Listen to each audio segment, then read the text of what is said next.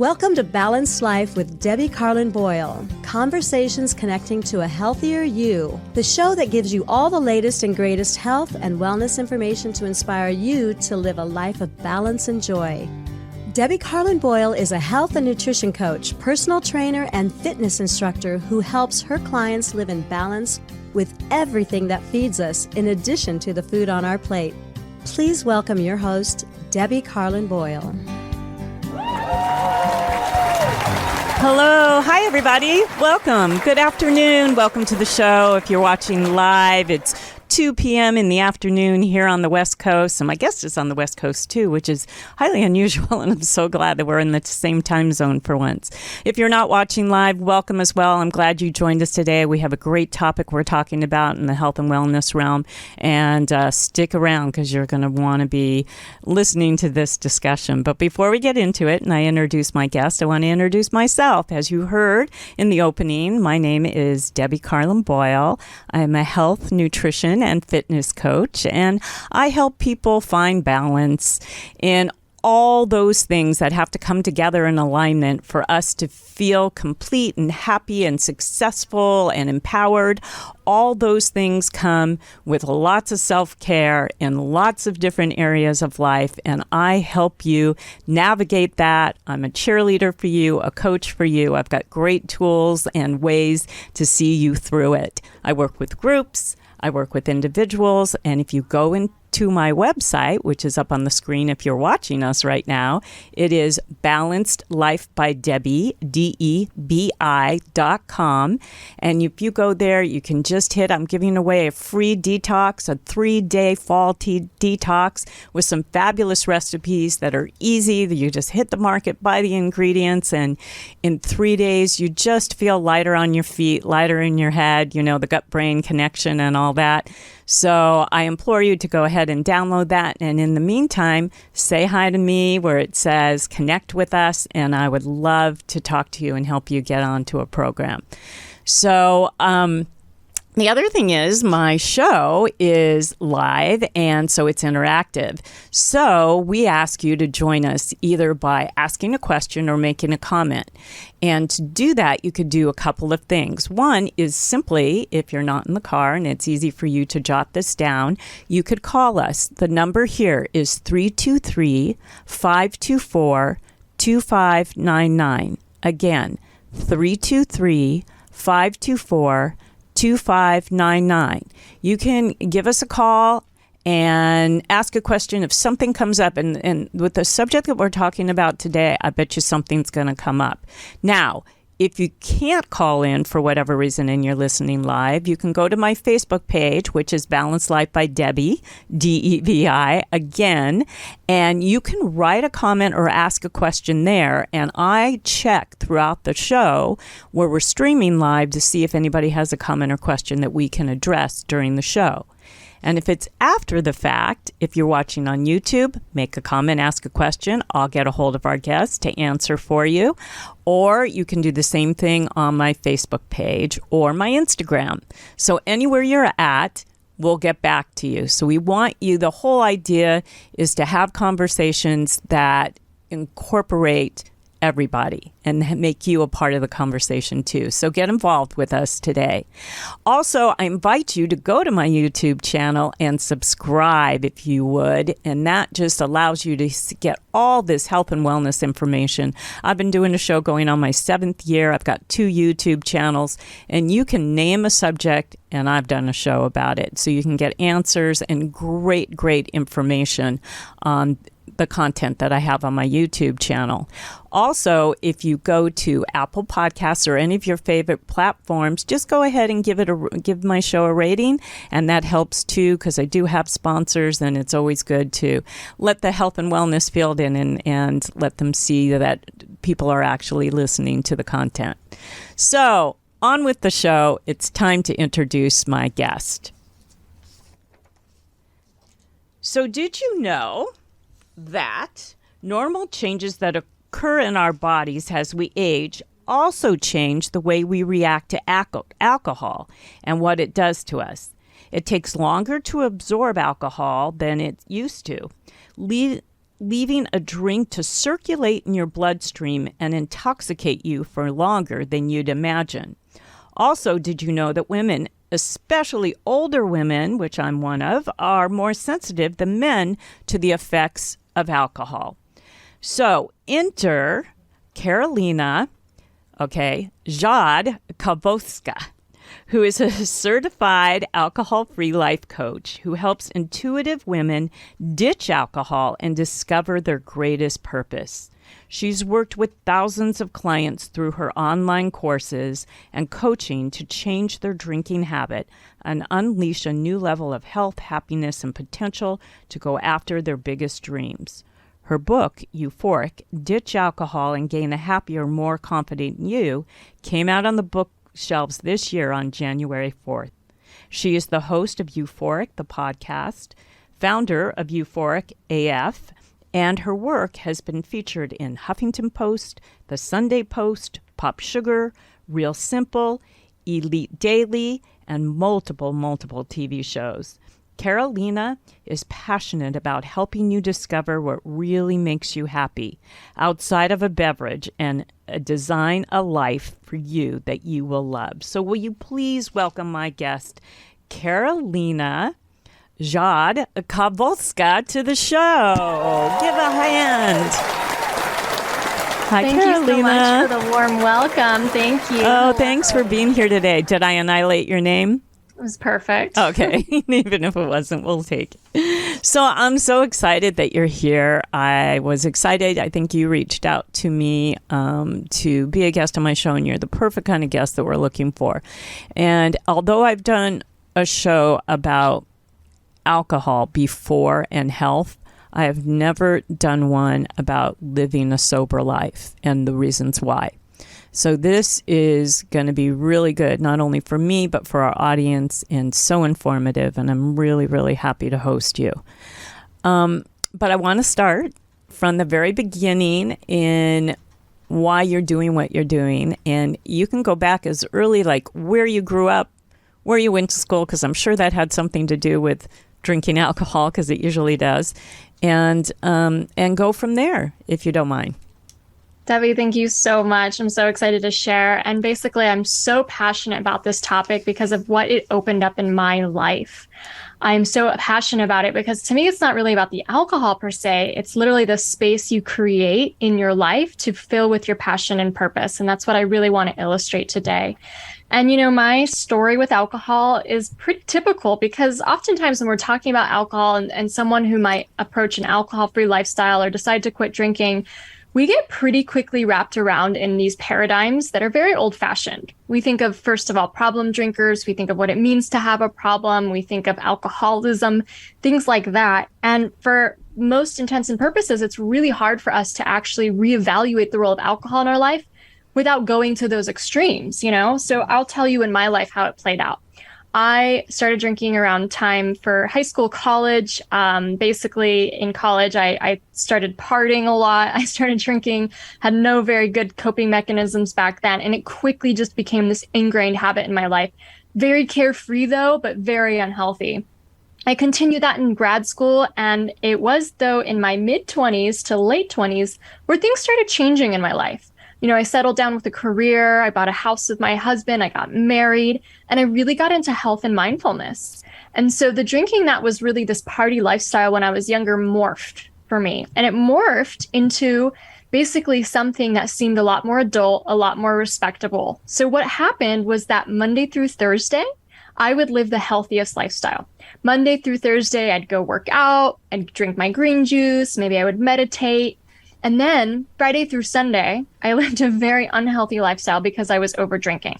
And it wasn't like this problematic, you know, depressed over drinking. It was really my social life. You know, I was going out for a game night, sushi night, dinner party, wedding, maybe some Netflix and wine at home. And it all seemed really normal to what everyone around me was doing as well. And yet I couldn't shake the feeling every Monday morning when I woke up. Every Monday morning, I felt like I got hit by a truck. I felt like I literally made 5 steps forward in my health and progress during the week, and I just took 7 steps backwards. I felt like I was on a roller coaster and that, all those feelings of well-being were just wiped away with the weekend. And I was feeling pretty low, unmotivated, exhausted, just in a really low, poor state. Now, I always considered myself an optimistic person, so it was really strange for me to feel like this. And I really internalized it as something being wrong with me, something just being wrong with me personally and how I relate to alcohol. And I really didn't see a way out of it because every single time on Monday, when I wanted to, stop drinking for a while and take a break from alcohol, I would just look ahead at my social calendar and be like, well, I can't because I have to go to this event on Friday. Or sometimes it was just my own, willpower ran out. I wanted to take a break from Monday and not drink. And then Friday, it was like, woo, it's the weekend. Forget about what I said on Monday, right? And so I'd lived in this pattern for years. And it was a huge cognitive dissonance because otherwise I considered myself a pretty healthy person. And yet I could not make sense of what was going on with my relationship with alcohol. Finally, though, asking myself whether I had a problem or not a problem really kept me stuck for a long time because I really didn't identify with the stereotypes that we have of problem drinkers. And so I would just answer that question, I guess I don't have a problem. I guess I just keep drinking, which wasn't really making me happy either. And so finally, what really changed my mindset was hearing about Dry January. And Dry January is an opportunity to take a month-long break from alcohol. And it's kind of this normalized thing that's become in our society. More and more people do it every year. So I hear about it. And to me, it's like, finally, I have an excuse. Finally, I can take a break from alcohol and I won't have to explain it to people. I have this easy explanation of why I'm doing it, Dry January, and I feel like I just don't have to answer everybody's questions. And so I commit to doing Dry January that year, and it changes my life. Immediately, I noticed some of the incredible health benefits. First of all, my sleep is getting deeper. I'm able to sleep much more deeper and wake up feeling much more rested every day. My energy levels start to go up and I start to feel more energetic and better throughout the day. But really also what's happening is that I'm deepening my sense of self-love every day too, because I'm not constantly letting myself down. Every single time I wake up after not drinking, I know that I abided by my intentions. When it was alcohol was involved, it always felt like a little bit of Dr. Jekyll and Mr. Hyde. Which one is going to come out today? The version of me that abides by my rules and my intentions and goes to bed early, or the version of me who overdrinks? And I never really could say which one would come out. And so dealing with this peaceful period without alcohol allowed me to come to trust myself more and allowed me to start feeling more confident in what I was capable of. February comes around and I still don't really believe that I'm allowed to continue my break from alcohol. I basically have this belief in my brain that a normal adult drinks. Therefore, if I want to be normal, I have to drink. And so I start drinking again at a few social occasions in February, and I hate it. I hate it. The contrast is so rich in my life. Like the sleeping beauty slumber I had in January, all of a sudden, even just 1 or 2 drinks will completely fragment my sleep and make me feel exhausted the next day. I feel my energy crash. And what I really notice the most is my mood. So in January, I'm feeling ecstatic. I'm feeling really happy. I'm feeling a bigger connection with nature and my loved ones. And I notice in February, even just a few drinks in, 1 or 2, and all of a sudden, after the quick buzz wears off, my mood crashes. And I feel frustrated, exhausted, cranky. I even start picking little fights with my husband. And it's at that moment that I recognize, I don't think alcohol is really making me happy. I want to go back to taking a break. So I decided to take a break in that February. And I basically have been on that break and been alcohol-free 5 years later. And it's just been the most incredible experience of my life because everything from my health, my mindset, my career, my beliefs about myself have completely changed. I am not surprised. That's quite a story. And what's interesting is I think you are speaking to a lot of people who can relate to that story in, different details, but same overall. Because basically what I'm hearing, there were 2 things going on. One is fitting in. Being, worried about what people would think if you didn't drink with them, and I won't fit in. And the other is the sort of the culture around what alcohol brings is that how can you possibly have fun doing anything if you're not participating in drinking? So, you touched on that in your story. And I think anybody who drinks for any reason, whether it's occasionally for an occasion or, a nightly glass of wine, can relate to a mindset of what would it be like? How would I feel? How will I sleep? How will my health be impacted if I was to take some time off? I think everybody has contemplated that at one time or another, unless, you're so far over the curve with alcohol and, addiction is a different story. That's not what this show is about. It's about the health benefits and the way you can feel empowered without using alcohol, and what are the reasons behind your drinking in the first place, and what you do is help women. Only women? Is it just women that you help, or do you have men that would like to work with you as well? Yeah, I work with mostly women, but definitely inclusive of men as well. And I've worked with some amazing men. Good. That's good to hear in case someone's out there and wants to work with you.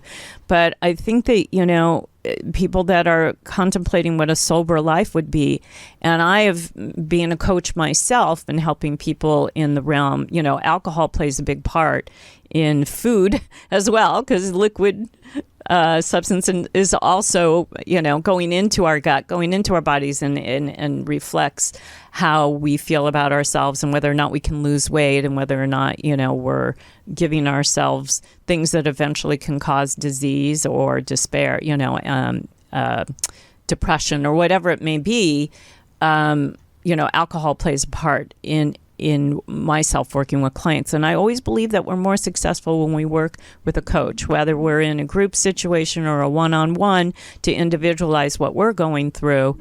Have somebody in your corner with all the tools and, cheering you on and giving you the inspiration that you need to keep going, because it is very difficult when everybody around you you feel like you're fitting out. And the best explanation I've always said to my clients, and I've talked about on this show before, is why not fit out? What does it mean to fit in? If the behavior isn't suiting you, why would you want to fit in? That's succumbing to pressure, and you need to feel empowered with who you are and your decisions that you make for your personal reasons. And so I get this a lot when people go out and socialize so much that the food and the drinks that are around them are always high calorie and always sugary and always fat, driven with fried and, all kinds of bad ingredients are always processed food. And how do they get around a party and then without a coach, it's hard to navigate that. You can go on some kind of crash diet or you could stop drinking for 2 weeks, but you'll go right back to it. I think you gave yourself enough time and you have a good mindset around it. You gave yourself 30 days for your body because you're changed a habit, basically. And we need a certain period of time, usually the average person, to change habits. It doesn't happen abruptly or overnight. So the cold turkey thing usually doesn't work out so well for us when it comes to changing, let's say, a bad habit or an unhealthy habit. It's something that you have to sort of work your way into. And once you do that, like people always say to me, don't you love pasta? How could you not love pasta? And I just don't eat it. So I haven't eaten it. So when I taste it, it doesn't mean anything to me. It doesn't have, there's the sauces sometimes mean something, but I can put that over something healthier than eating a gluten-based product, And so it's just a matter of time, really, and giving yourself the ability to sort of get out of that bad habit. And I really commend you for that and doing that for yourself. And now, what is it that said, I need to make a career out of this? How did you get to that point? Absolutely. So obviously, like from my story, this is something that felt like an Achilles heel for years. I remember having so many good intentions, right? And a lot of those good intentions would come out with rules for myself, like, okay, You could go to, out with your coworkers after work, but only 2 drinks, or, no IPAs, those give you a headache, or, all these little rules I had, and always striving to be healthy, because obviously when I drank the next day, I didn't feel like working out. I wanted to eat crappy food. It mixed with everything. It made me feel low and unproductive. Like it rocked my whole world. And so as I'm basically smashing my Achilles heel, and not just changing the habit, which is, yes, takes practice and kind of like a muscle that you need to just work out that you've never worked out before. It's also my mindset's changing, because for so long, the things kind of you've pointed out, I believed alcohol was my source of relaxation. I believed it was a source of fun. I believed it helped me socialize. I believed it helped me fit in. I believed it was just normal in our society, and that I would be abnormal if I didn't, or worse, a problem, right? Who wants to be a problem? And so really, I had to kind of understand what mindset blocks I had around alcohol that were causing me to want to use it. And when I was going alcohol free, a lot of this became really clear to me. First of all, I dived really deep in the neuroscience of how alcohol actually affects the body and the brain. And I learned so much that debunked a lot of my beliefs right then and there. For example, we think alcohol relaxes us, and how many people have, stressful days from work, living stressful lives, all the things they have to manage. And the rote response is to pour a glass of wine when they get home. Now, here's the thing. Alcohol is proven to act as a signal to the brain that it's time to relax, because that's what we've habitually and conditioned us to do.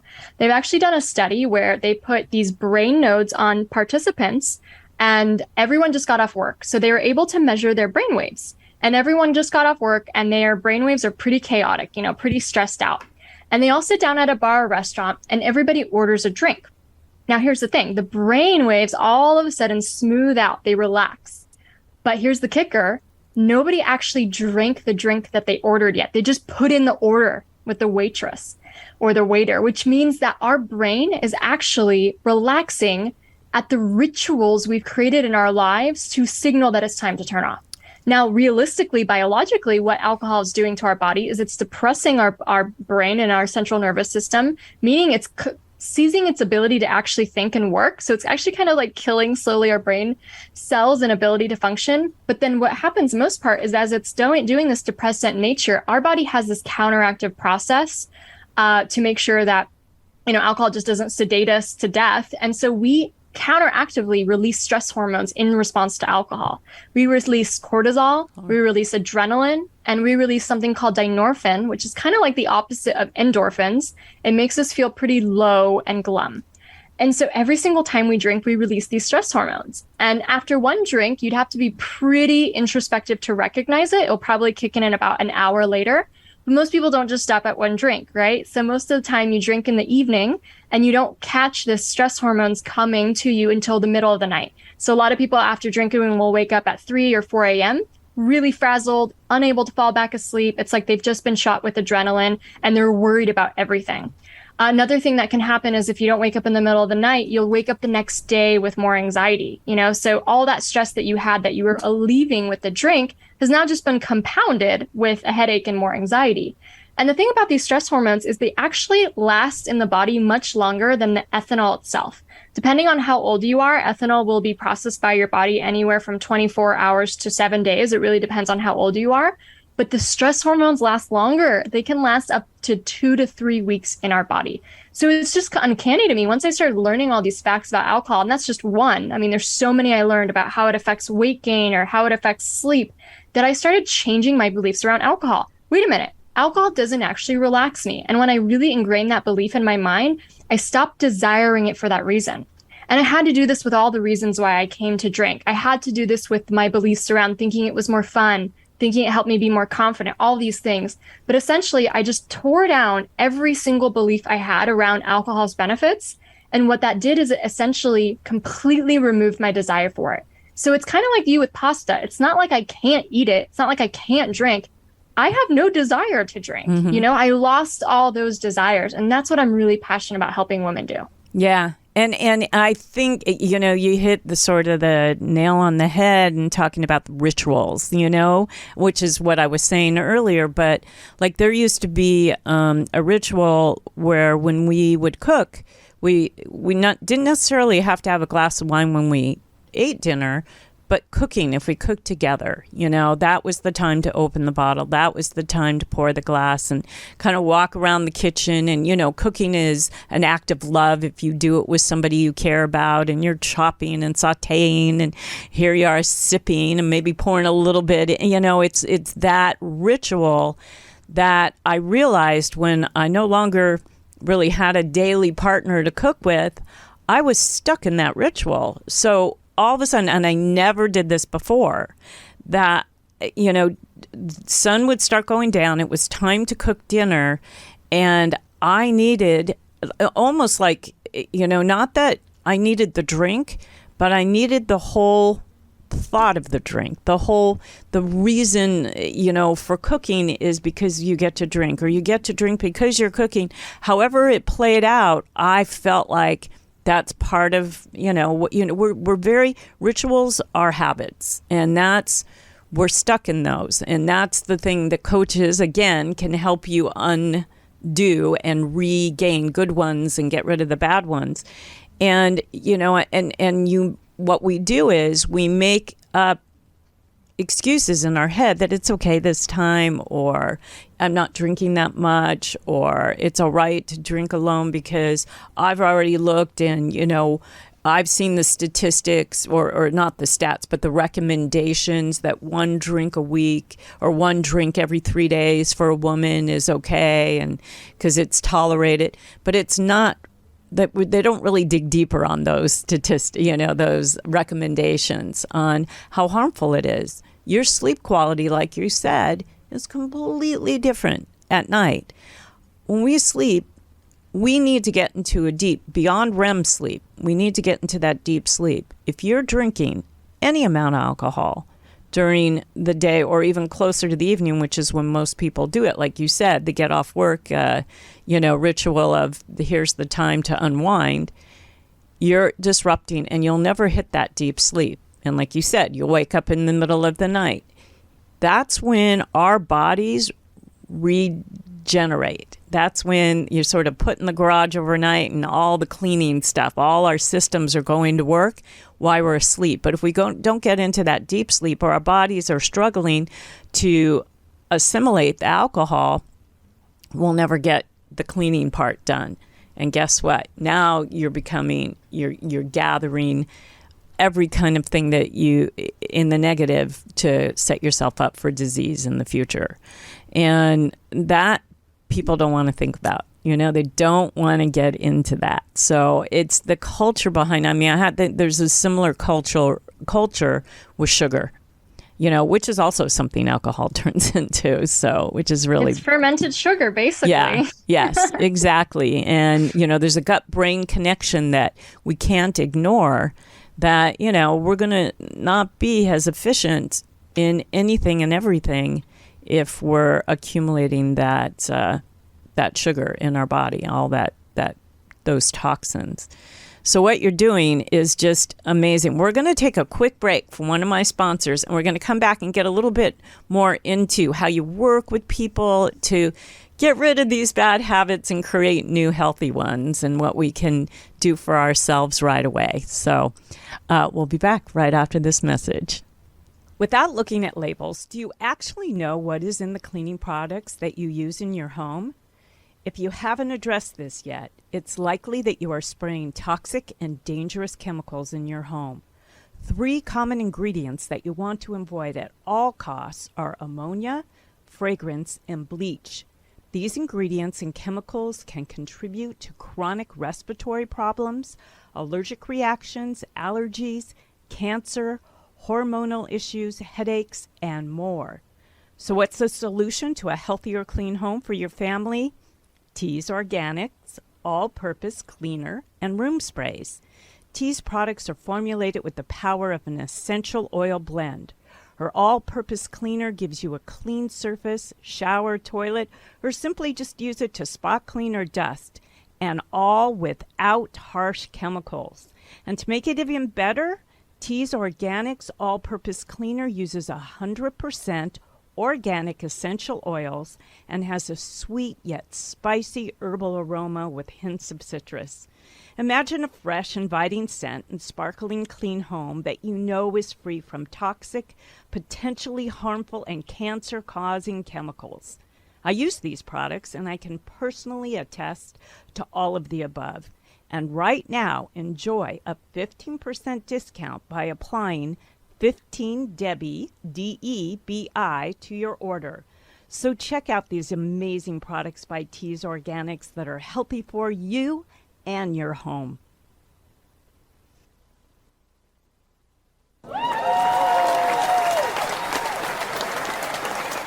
All right, we're back. Thank you for joining us today, and we're with my guest, Karolina Rzadkowolska, who's here, and we're talking about living an alcohol-free life, and we're talking about it in a really positive way. And I know you've written a book, and I think the book is kind of a workbook in so many ways. Do you want to talk about that and how you work with clients and how you help people to really get, I mean, it's so difficult because if you don't have the right mindset around the fact that it's going to help you, not hinder you, to do this, and we were just touching on all the health benefits and all of the health bad things that can happen to you. People just want to set that aside because they don't want to give up. There's such a culture about you're not going to be happy if you don't drink with the group. You know, it just, how do you help other people? We know it worked for you, but how do you help other people go through this process? Absolutely. And, again, when we think of alcohol and, going alcohol free, we often think of something we have to give up. We think of life of deprivation. We think of always saying no to ourselves, so often, obviously, we can hear those health studies or benefits of being alcohol free or the dangers of drinking alcohol. And we kind of, turn a blind eye because it just seems like too much to actually do. And my whole entire job on here on this planet is to show people how amazing it feels to take a break from alcohol. And I'm very careful with my words, and I don't use the words quit alcohol or give up alcohol forever because I think it's not about that. I really think that most of us pick up drinking around the time that we're teenagers or young adults. And other than a pregnancy here or there, most of us carry on a drinking habit for the rest of our lives. It is just the default. That is how the default is.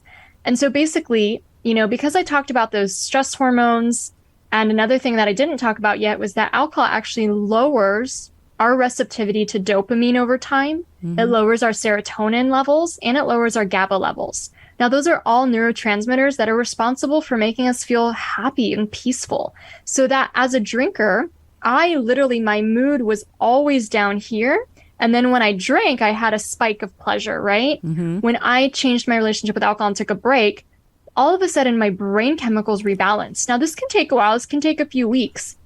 But all of a sudden my brain chemicals rebalanced so that my normal natural levels of dopamine are elevated. My natural levels of serotonin and GABA are elevated. So now on just a normal Tuesday, I'm up here.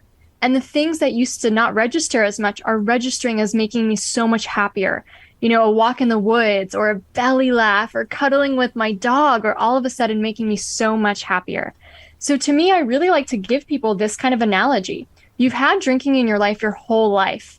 What if, as an adult, obviously, what if you're missing out when you don't try what it feels like to take a break from alcohol? What if you have these incredible surge of positive emotions, positive health? You feel on top of the world. What if everybody deserves to feel like that? Not that they have to give up alcohol, but that they deserve to have that experience. And so, when you try it, and I use words like experiment, curious, explore, when you just try a break from alcohol, you're allowing yourself to compare life apples to oranges. And if you find out that you really prefer one way or the other, you have all the autonomy in the world to choose. And here's the kicker. 80% of people who take a prolonged break from alcohol end up not going back to alcohol. I love that. Because what they find on the other side is so good. So my book is really about helping people really get excited about how a break from alcohol will treat their body, mind, and soul. Lots of facts and figures in there and just anecdotes about people's stories. And then it gives them a guide to take an 8-week break. And this 8-week break really provides them with the tools that they need to understand that this is a choice coming from their intuition. Like their intuition is so smart and so forward thinking. It's leading them on a path that's going to open so many doors. And then the program really helps you change your beliefs around alcohol so that you slowly lose your desires. And towards the end of the book, what happens is that you're left with this empty time and space in your life. This beautiful empty time and space that alcohol is no longer dominating or colonizing. And with that, new passions and purpose come to people. And there's even examples in my book where I challenge you to go have new experiences. You know, if a Friday night was usually, you know, watch a movie and drink some wine, now let's go to a tango dancing class. Now let's go do some Zumba. Now let's try paddleboard yoga this weekend.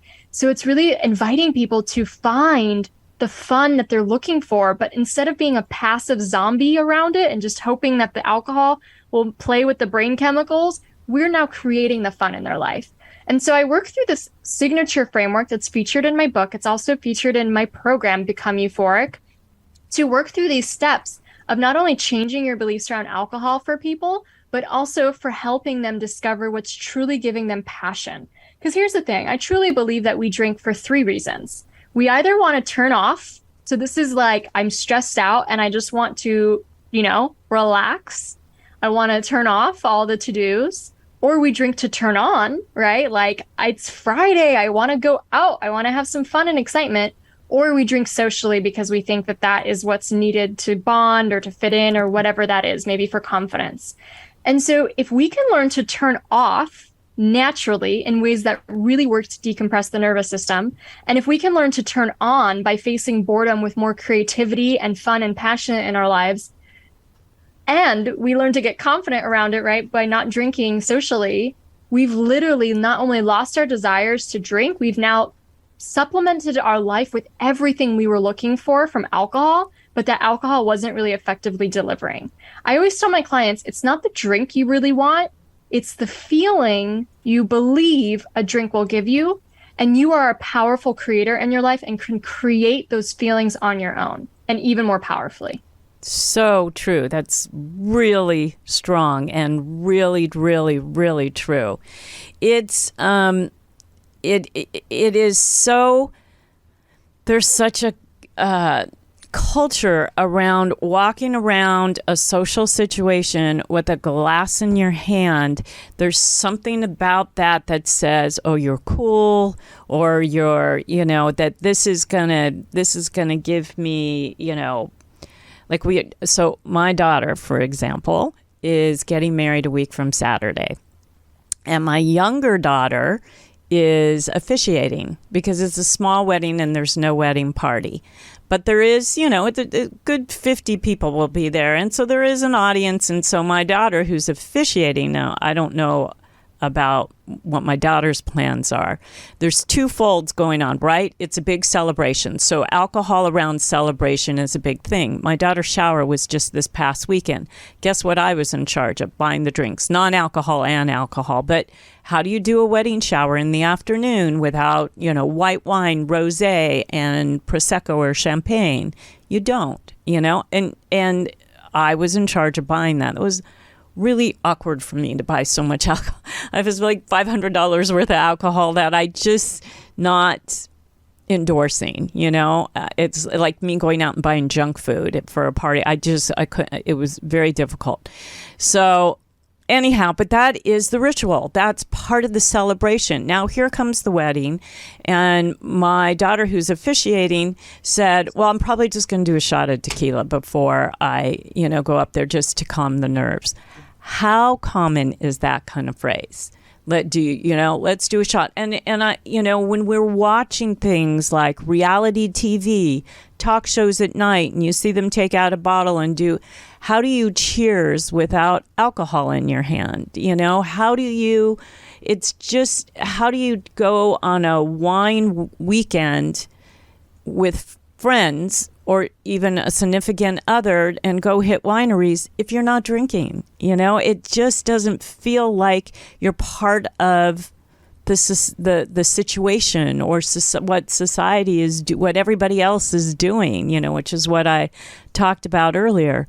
It's very difficult, but for you to put the spin on it and say, let's really look at what you're doing and why you're doing it and how you can find happiness in other ways and other things that are going to satisfy you, and you're going to feel a lot better in the long run. And, not to mention people who get addicted to alcohol, which that ritual just becomes, I'm not breaking this down at all. And it becomes becomes more and more and more. And then it becomes more detrimental, not only to you, but the people around you. It's really, really not good. How do you help people navigate celebrations, I wonder? And I want to talk a little bit in the next 10 minutes also about alternatives, mocktails, and alcohol-free wines and beers and things, and how people can find those, and whether or not, we're in Southern California. Where are those bars? Where are those places so we don't feel like left out? That's I have all those questions for you. Yes, thank you so much. So, you are so intuitive and so astute, because basically what alcohol is a fermented beverage in a glass that happens to be slightly toxic for humans. And everything else about it, we as a society have put that on, right? It is just a beverage, and yet somehow we've made it mean everything about celebration, everything about fun. It has status, right? Like you said, you're walking around a party carrying a glass. Now you're cool. Maybe you're rebellious. Maybe you're independent. Maybe you're glamorous. Maybe you're sophisticated. Do you see how all of these things are just assumptions or meanings we've placed on alcohol as a society, right? The drink itself is nothing but a drink. It's just a beverage, right? Sometimes I like to talk alcohol down a little and just be really objective about it, right? It's just a beverage. And we put so much importance on it that doesn't need to be placed on it. And so, say someone's trying to change their food choices. Although people sometimes do get grief about what they eat, I feel like we've come a long way, and that people have a lot more freedom around this. And so if you were to go to a barbecue and you are a plant-based eater, for example, and you get some salad from the buffet, but somebody else gets some chicken wings, like there's not going to be this huge thing about you not eating the chicken wings and eating a salad. Like, it's 2022. You get to eat whatever you want these days for the most part, right? So why do we do such a big deal about what's in someone's glass? And I think what you're hitting on too is really important, in that the rituals aren't wrong. The rituals are beautiful. When we have rituals to relax, or we have rituals to bond with people, or we have rituals to celebrate something, the ritual itself is a beautiful thing. I just don't think that this toxic beverage that actually slows down our consciousness is really the most effective way to do that. And so first of all, the easiest thing that someone can do to partake in almost everything is just to change what's in their glass. They still have a glass, they just change what's in the glass, right? And this is obviously where alcohol-free beverages really play a part. They are growing so much. They're projected to get to, I think, $1.4 trillion industry in the next decade. I think around 45% Americans, whether they are drinking or not drinking, have been purchasing these type of beverages. There is now alcohol-free craft beer. There's alcohol-free wine. There's alcohol-free proxy drinks that are mimicking wine but not really made out of grapes. There's alcohol-free spirits. There's all of these health elixirs and tonics. There's, reishi mushroom drinks. There's matcha drinks. Like, literally, if we were just to have a fun experiment and name all the drinks out there on the market that don't happen to have ethanol or alcohol in them, we would have way too big of a list to even try within a year. You know what I mean? Yeah, probably. So but I don't think there's enough word of mouth out there, or any advertisement at all. There's a lot of advertisement for alcohol products, but not non-alcohol. And I remember I was a television commercial producer for years, and I would say 20, 30 years ago, I did a commercial for Old Dool's beer, which is a non-alcoholic beer, and you couldn't tell the difference. I mean, I couldn't, because I'm not a beer drinker, so I wouldn't have known anyway. But there isn't a lot of talk around it. Where let's go to this bar because they have mocktails, or this. I know that if I go to a bar and I want, I'll say I want lime juice. Fresh squeezed lime juice with seltzer water, and then if you can give me some extra limes, and not only does it look like a drink, but to me, I'm getting something that satiates me that without having the alcohol in it. But I have to ask for it. I have to tell them how to make it. There's just I've never had a bartender when you say, what do you have non-alcoholic? I've never had them list stuff off because there's never anything there. Where do we go for that? Yeah, good question. So, I do believe things are changing, but the change is happening slowly. And I think we as consumers are responsible for demanding it. Because if we don't demand it, and I don't mean, demand, I just mean if we don't ask for it, the establishment won't know that it's a customer desire, right? Mm-hmm. And so it's like there organic are lots food. of, Yeah. right? Sorry, There's a lot ahead. of forward-thinking bars and restaurants that now have mocktail menus, are serving alcohol-free beers or alcohol-free beverages. And I think that we need to highlight those, right? We need to show what's going on. There's, for example, the French Laundry has a non-alcoholic pairing menu to go with like their 7-course dishes. Oh, I love think that. that's tremendous. So we need to kind of get the word out about the places that do have this. I have a few places in San Diego I love to frequent. We have right now a pop-up shop. So it's not a established shop, but it's a pop-up that sells alcohol-free beverages. Laguna Beach in Orange County has an alcohol-free bottle shop. There were a few mocktail bars that opened in San Francisco and LA. One of them closed down because of the pandemic, but I think the LA one is just starting. There's a few all over the nation. So this is all grassroots. This is all beginning. Yeah. And I think what's really cool about it is that when you're in this now, when you start discovering these beverages now, and almost all of them you can buy online. So when it comes to actually, having stock at your house, go buy online, go have fun doing that. We're kind of like the forward-thinking people. I really believe what's happening with alcohol is really similar to what happened with cigarettes. It was so normal to do it. Even doctors recommended it for a while, which is crazy to think. And then all the studies started coming out around cigarettes to show how bad it was. And yet that still didn't change too much. But then slowly but surely, culture changed, policies changed, rules changed. And today I live in California, as you do, that I don't know anyone who still smokes cigarettes. Like, I know people still smoke cigarettes. I get that. But it's just not the norm anymore. And I really see the same thing happening with alcohol. But right now, we are the early adopters. Right now, we are the forward-thinking people at the front of the bell curve. And I really do think it'll be a societal change. I mean, alcohol, just 2 drinks a week causes breast cancer. It causes heart disease. That myth that 1 drink a day is good for your heart has been completely debunked. We've been misinformed as a society for a very long time, thinking alcohol is somehow a health beverage. It's not, and that's coming out to light. Doctors really are fighting to put labels on bottles to show how high the cancer risk is. And I just believe that in our lifetime, more of our friends and families will start to reevaluate their relationships with alcohol. But right now, you might be the first one. And for that takes a lot of bravery. It takes a lot of pride to just know that you're doing something right for your body and your brain. And maybe you're the one who starts showing off these things. I remember my first 4th of July party, alcohol-free, I went to this barbecue and I brought all these alcohol-free beers. And I was so excited. I was like, oh my gosh, this is an alcohol-free stout, you guys. Did you even know that existed? And this is an alcohol-free IPA. And I was just so proud about showing them off because I really think that, there is another way. And I don't think that it's going to prohibition or that, people shouldn't be drinking. I'm not like that at all. I just think that people should have a choice. And I don't actually think they have a choice right now. I think we have an expectation and a pressure to drink in any social situation past 5 p.m. And there's really no exclusions to that. I think it should be perfectly respectable and the inclusive way to see in the future that you could have half people drinking alcohol-free beverages and half people drinking alcohol. And that's normal. And everyone got to choose what they wanted to do instead of feeling pressure to drink. And I really hear this from the younger generations. Like, some of them really don't want to drink and they don't feel like they have a way out of it, that it's just this expectation that they have to do.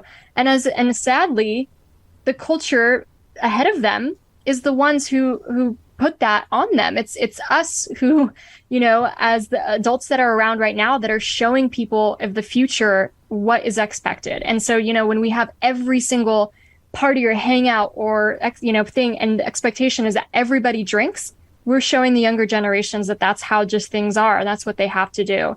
So I think it takes a lot of courage to go alcohol free. It takes courage to ask a bartender to make you an alcohol free beverage, even if you have to tell them what to do.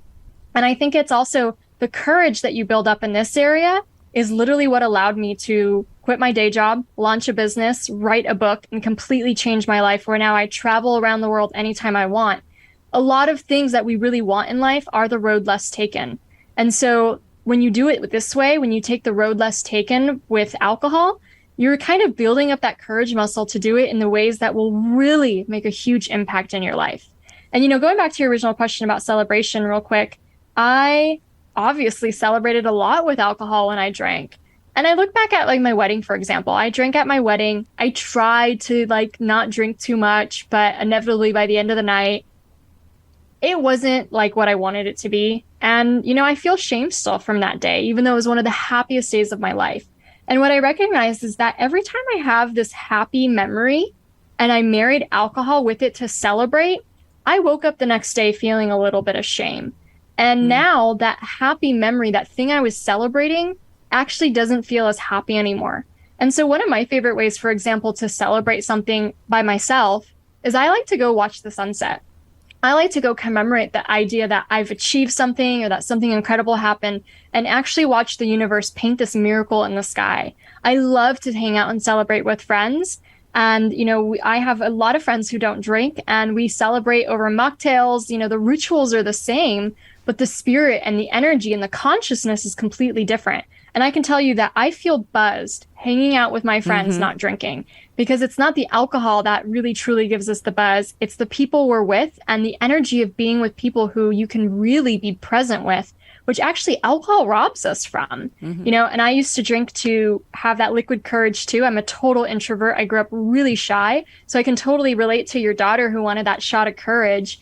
But I have to say that over time, using alcohol to build up my liquid courage just showed me how unconfident I really was. It was like outsourcing it to alcohol. It was like, Karolina, you are not interesting. You are not courageous. No one wants to talk to you. You have nothing good to say. But here, have this drink and everything will be better. You'll be good. You'll be better. And that actually really broke my self-esteem over time. Yeah. Wow. Well said. Really well said. More people need to hear what you have to say around alcohol. Big time, I must say. The only thing I just want to get in, the mocktails, what I've seen on the menus, because you're right, here in California, we do have menus with mocktails, are usually replace sugar with alcohol, replace alcohol with sugar. And so we just want to be careful about that, because sugar is very toxic as well and has nothing good for us. So that's part of what I was saying behind. There's never anything on that menu that's going to work for me at that given time, because it's usually I look and see there's simple syrups and there's just sugar added, because otherwise, where are you going to get your taste? And so I think we as an industry have to do better at coming up with healthy versions of mocktails. Yeah. Because, and I'll tell you real quick. So some of my favorites that have no sugar, almost like less than 10 calories a glass, are St. Ivy. They make really good alcohol-free, sugar-free Moscow mules and mojitos and kinds of drinks like that. Wild AF is a de-alcoholized wine where they remove all the alcohol and sugars, but they don't add any back in. So that one's really great. And then I just love Spindrift. That's not necessarily like a mocktail. You can just find it in Target, but it's just some fruit puree with sparkling water, under 10 calories. They also have some alcohol-free beers, like Partake Brewing does like a 10-calorie alcohol-free beer, because a lot of the calorie is in the alcohol. So there's some progress in that area too. So just, exploring, having fun, looking for those brands. And same with wines. There are the alcohol-free wines are also sugar-free. Or so the Wild AF is one that I know for sure does no sugar. Yeah. Okay, good. Because a lot of brands do. You're right. They add back sugar. It's not so much calories, though. Those are important. But it's more about the contents of what's in these, and what you're putting in your body, because that's what I'm all about. Well, what a wealth of information. This is amazing. And we want to hear from you. So if you're watching after the fact, make a comment, ask a question. Karolina or myself will get back to you, because I know you've got one. There's just so much stigma, so much content to discuss around the subject of alcohol. So really, let's keep the conversation going. And Karolina, I want you to leave us with final thoughts, but words of wisdom, just phrase, a statement, anything. Absolutely. So if this show was intriguing or piqued your curiosity, it doesn't mean that you have a life sentence of not drinking ever again. All I'm asking you to do is lean into a little bit. Just asking questions of yourself. Does alcohol add to my overall happiness? Is it aligned with my values? Does it help me achieve my bigger goals and dreams? Can often start piquing your curiosity around what role alcohol plays in your life. And I would say the very first step to take is just to lean in and learn more. Read a book. I love mine, obviously. Listen to a podcast episode. Find a social media influencer to follow. It's just dipping a little deeper into the conversation to start changing the mindset that it's so normal and necessary to drink in our society, and start looking at examples where that's just not the case. And then when you're ready to take a break from alcohol yourself, you will never regret it. Wow. You're very wise for being very young. So I love it. Tell people really quick how they can get in touch with you before we say goodbye.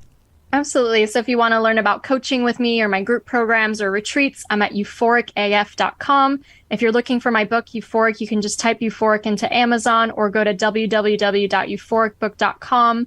And that's where mostly I hang out, on Instagram as well, at euphoric.af. Very good. Thank you so much for all of your amazing information. You're doing a great service to people, and I hope you continue. I can tell you're going to just keep going here. So again, get in touch with us. Let us know what you think about the show. Ask a question, make a comment. We want to hear from you. And I thank you so much for joining us today as well.